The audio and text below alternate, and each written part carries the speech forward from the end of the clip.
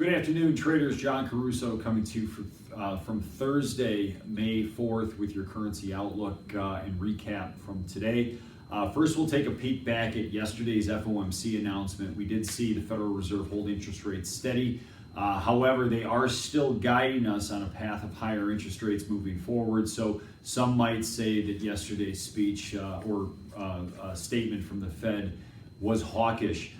They did also acknowledge some soft patches that we hit in the first quarter. I know there's some traders out there that thought that they might deliver a dovish speech based on the soft patches and softer economic news that we've seen out over the past first quarter.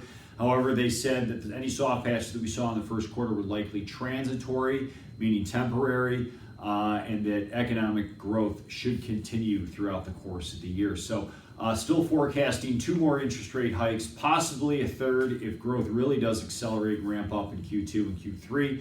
But right now they're placing the odds of a June interest rate hike at 94%. So the market's in the process of pricing that in. Looking at the dollar off of the news yesterday, we did see an initial rally in the dollar. The dollar appeared to be breaking out of its recent sideways consolidation range. However, coming into today, we did see some more soft readings from the United States. And on top of that, we did see some stronger PMI data come out of the Eurozone last night. So right now the market is favoring the Euro. The Euro actually broke through 110, which is a level that we haven't seen since late last year. So right now the US dollar, it appears as if it does have some competition from some outside global currencies as far as the permeable case for the US dollar. We are starting to see some stronger data, and the Eurozone actually start to paint a little bit brighter economic picture over there. So the dollar right now, we're down 42, 98.78. I do have a trading range that you want to respect of about 98.25 on the downside for the US dollar and about 100.25 on the upside. So I would just try to manage that range.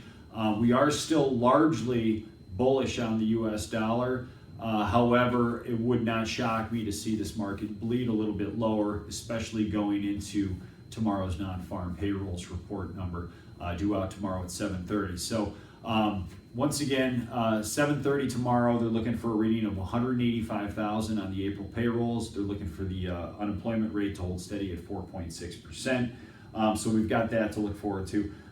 Going back over to the Euro finished the day up 73, 110.02. It is the highest level we've seen in a while. However, I do have that market appearing to be slightly overbought here in the near term. So perhaps some corrective action in that market could be warranted over the next few trading sessions. So keep that in mind.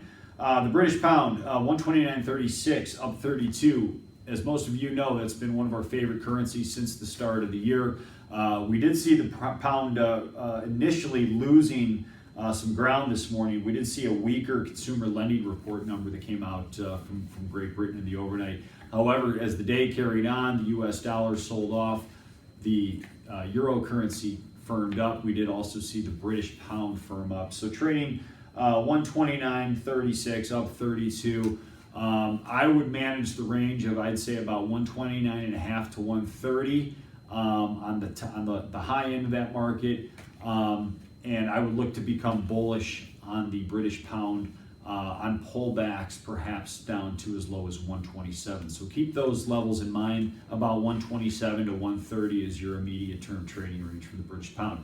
That's all I have for you right now. Once again, we got non-farm payrolls out tomorrow, so we will see a lot of action in the market, and we'll catch you back here next week.